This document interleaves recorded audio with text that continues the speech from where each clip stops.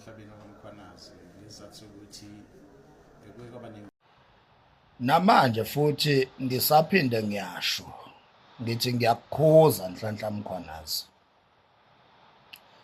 ngiyakukhuza ndoda yamadoda. Lolu daba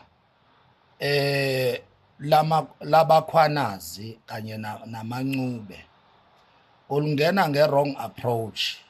Nhlanhla Mkhwanazi ulungena nge-wrong approach, ulungena kabi, ulungena ngokuchema. Uyabona wena Nhlanhla Mkhwanazi, ngikulalela kahle mawukhuluma, ufike ungene engazuthi uyiphoyisa. Down the line, along the way, bese ishintsha inkulumo ebese uba umkhwanazi. Manje leyo nto Nhlanhla Mkhwanazi iyasixaka siyisociety. Mawiqala indaba yakho uyiqala njengephoyisa elizobheka ukuthi ngabe akukho ni la kuphulwa khona umthetho, elizoqinisekisa ukuphepha. Kodwa mase sikulalelisisa kahle sewuqhubeka ukukhuluma, ubese ushintsha lengubo yobuphoyisa uyigumule bese wembatha ingubo yabakhwanazi. Ulungena ngokuchema Nhlanhla Mkhwanazi lolu daba, ulungena kabi. Asikakhohlwa njalo Nhlanhla Mkhwanazi ukuthi wena uthe ufungile under oath waqambela uBhekicele amanga. Ngesikhathi usawaqamba lamanga besithi thina society ukhuluma iqiniso, saze samzonda uBhekicele, simzonda nanokuthi wayekade sibize ngeinunu. Uthe sewubona wena Nhlanhla Mkhwanazi ukuthi uBhekicele ukuprova lo wrong, amanga akho aseyabanjwa, wakhokhoba wagijimela kwabezindaba wayokwenza i-public apology confirming ukuthi under oath you lied about Bhekicele. Wakhokhoba wagijimela kwabezindaba while uCele esakhuluma esakwi-podium ebamba amangakho, wena wagijimela ngapha kwa-left kwabezindaba wayoxolisa kuCele ngoba amangakho esebanjiwe. Asikakakhohlwa lokho. Wena vele isazokubuyela ngoba waqamba amanga under oath, wabuya wazokwenza i-public apology. Sisalindile lelo cala ngoba ukuqamba amanga under oath icala eSouth Africa according to the constitution.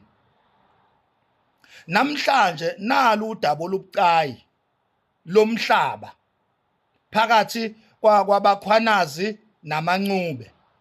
Amancube akhonjwe umunwe kangangezwe lakhe, umnikazi wezwe uyena okhombe umncube.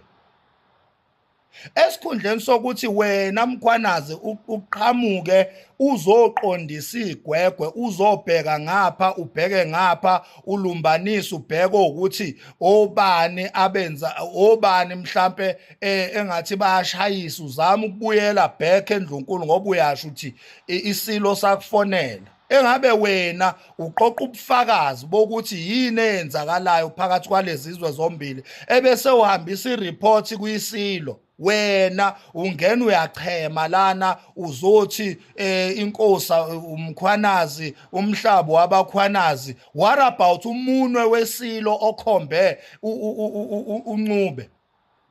What about umunwe wesilo? Okusho ukuthi awusawurespect manje umunwe wesilo okhombe uncube. Nalapho asisho ukuthi oncube ba right, asisho njalo ukuthi oncube ba right, asichemi thina iyodwa into esishoyo sithi akuvele iqiniso siyochema neqiniso thina. Okwamanje in respect of umunwe wesilo okhombe uncube wawusumsikela indawo. Uma nina bakhwanazi nikuphika lokho nithi le ndawo eyenu, provani lokho. Uproveni ukuthi eyenu kusukela kuphi kugcina kuphi, nikusho ngani lokho. Hayi ukuthi wena phoyisa uzongena uzochema.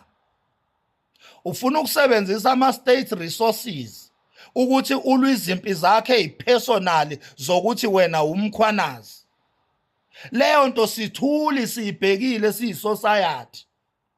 Sithuli sikubhekile Nhlanhla Mkhwanazi ukuthi wena ufuna ukusebenzisa ama-state resources ukulwa izimpi zakho ey'personali zabakhwanazi. Ngoba phela ama-state resources akuwona okulwa izimpi zesibongo sakho.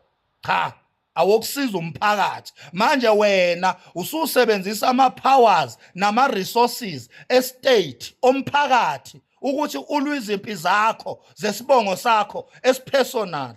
Leyo nto Nhlanhla Mkhwanazi ngiyakukhuza kuyo namanje anginandaba ukuthi abantu bathini. Nami uyithemba lami, nami ngiyakuhlonipha ngiyakuthanda, kodwa mawubheda ngizokutshela ngoba mina ngimeqinisweni, angimi mina kuma feelings. Mina ngilandela ama feelings weNhlanhla Mkhwanazi, ngilandela iqiniso mina. As much as ngikuthanda ngeqiniso, angikuthandi ngama feelings. Ngoba ngindoda mina. Angisona isiyoyoyo sesitabane. Angikuthandi nje ngama feelings, ngikuthanda ngeqiniso. La wenza khona iqiniso ngiyakuthanda. La usangana khona udakwa ngizokutshela mina, ngizokutshela. Bayawuyeka la ingcela mthondo lezi ikhotha mdidi lezi ezigcwele la ku social media zilozi zichema nawe noma sowubheda. Bayawuyeka, mina ngeke nguyeke. Nhlanhla Mkhwanazi kulento yabakhwanazi namanxube uyabheda. Uyabheda. Kade uyadakwa.